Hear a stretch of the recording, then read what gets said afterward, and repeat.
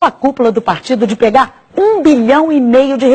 Vamos ver os 8 denunciados? Olha só, o ex-presidente Lula aparece na denúncia como chefe e grande idealizador do esquema. E em seguida, a ex-presidente Dilma Rousseff vem como a grande negociadora na compra de apoio junto com os ex-ministros Antônio Palocci, Guido Mantega, Edinho Silva e Paulo Bernardo. A senadora Gleisi Hoffmann, atual presidente do partido, e o ex-tesoureiro João Vacari Neto completam a cúpula petista de denunciados. Rodrigo Janot mostra como os acusados montaram uma rede de arrecadação de propina no governo, principalmente via Petrobras.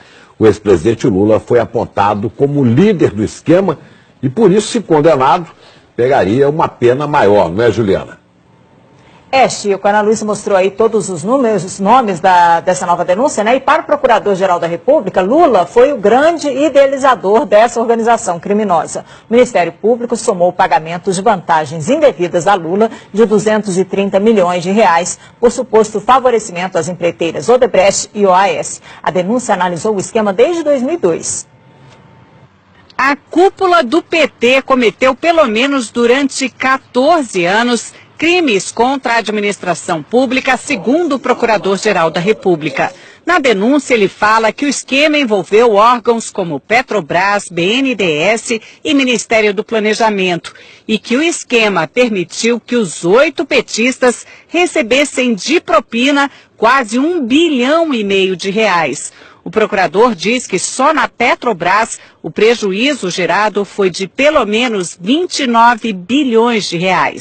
O documento fala que Lula foi um dos responsáveis pela constituição da organização e pelo desenho do sistema de arrecadação de propina, seja porque na qualidade de presidente da República por 8 anos, atuou diretamente na negociação espúria em torno da nomeação de cargos públicos com a intenção de obter de forma indevida o apoio político necessário junto ao PP, Partido Progressista, e ao PMDB, para que seus interesses e do seu grupo político fossem acolhidos no Congresso Nacional. O procurador diz ainda, no lugar de negociações políticas, temos negociatas ilícitas, nas quais a moeda de troca não era simplesmente divisão de poder para governar, mas sim a compra de apoio político com a utilização de dinheiro público. Rodrigo Janot define o ex-presidente Lula desse jeito, o grande idealizador da organização criminosa. E detalha os papéis de cada um dos denunciados. Relata que Lula, Dilma e o ex-ministro Antônio Palocci negociaram com o PMDB da Câmara apoio em troca de cargos públicos relevantes que poderiam ser instrumentalizados, como de fato foram, para a arrecadação de propina. Diz que o ex-tesoureiro João Vacari era o responsável pela cobrança de propina no varejo junto às diversas empresas que se relacionavam com o governo federal durante os governos Lula e Dilma. E que os ex-ministros Antônio Palocci e Guido Mantega eram os interlocutores diretos de Lula e Dilma nas negociações que envolviam a cobrança de propina em valores mais relevantes. A senadora e hoje presidente nacional do PT, Gleisi Hoffmann, e o ex-ministro Paulo Bernardo, segundo a denúncia, não apenas davam suporte ao esquema ilícito montado, como também operaram diretamente a cobrança de propina no Ministério do Planejamento. Diz ainda que Gleisi foi uma das mais beneficiadas nos esquemas ilícitos mantidos pela organização criminosa na Petrobras, no Ministério do Planejamento, junto ao Odebrecht e a JF.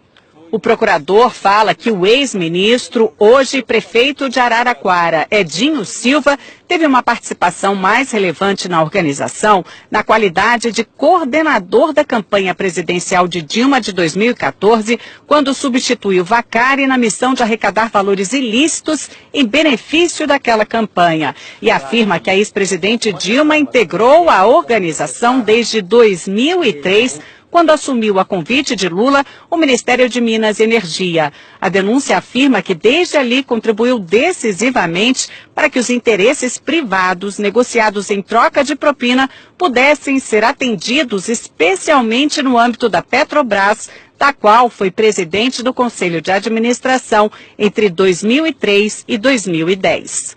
Outro trecho do documento diz que chama atenção a quantidade de contas correntes de propina mantidas pelos petistas junto a grupos empresariais dominantes no cenário econômico brasileiro. Foram identificadas pelo menos 5 contas instituídas em benefício do grupo político dos 8 petistas denunciados, junto a Odebrecht, JIF, OS, UTC, ao escritório de advocacia de Guilherme Gonçalves, além do ajuste de propina com dirigentes da Andrade Gutierrez. A Procuradoria quer que os 8 denunciados paguem juntos 6,8 bilhões de reais. Seriam 6 bilhões e meio de reais para a Petrobras, mais 150 milhões de reais por danos materiais e outros 150 milhões por danos morais, por lesões à ordem econômica, à administração da justiça e à administração pública. O procurador-geral, Rodrigo Janot, quer que os 8 petistas sejam condenados pelo crime de participação em organização criminosa, com pena maior para o ex-presidente Lula apontado como líder. Apesar de nem todos terem foro privilegiado, como Gleice Hoffmann é senadora, essa denúncia foi feita aqui no Supremo. Agora, cabe ao ministro Luiz Edson Fachin, relator da Lava Jato, notificar os denunciados para que eles apresentem a defesa, para então levar o caso até a segunda turma aqui do tribunal, que vai decidir se eles viram ou não réus. Dos 8 denunciados, só os ex-ministros Edinho Silva e Guido Mantega ainda não são réus na Lava Jato. Lula já é réu em 5 ações penais, 3 em Brasília e 2 no Paraná, sendo que em uma delas já foi condenado e recorre em liberdade. No Congresso, petistas não quiseram falar de jeito nenhum sobre a nova denúncia, que acabou repercutindo em outros partidos. Que nós vimos diante da denúncia é que o PT não apenas governou um país, mas uma máquina de corrupção para financiar um projeto de poder. É algo que pode dar em todos nós um certo desânimo, desencanto, mas é também algo que tem que dar alguma esperança de que pelo menos esse tipo de prática está sendo denunciado e os crimes estão sendo apurados.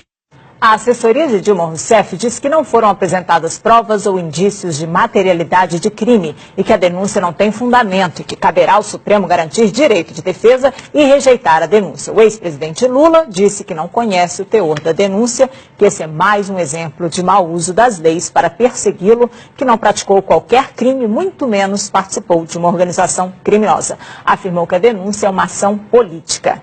A defesa de Paulo Bernardo afirmou que não teve conhecimento da denúncia. Gleice Hoffmann afirmou que a denúncia não tem qualquer fundamento. A defesa de João Vacari Neto declarou que a denúncia é totalmente improcedente.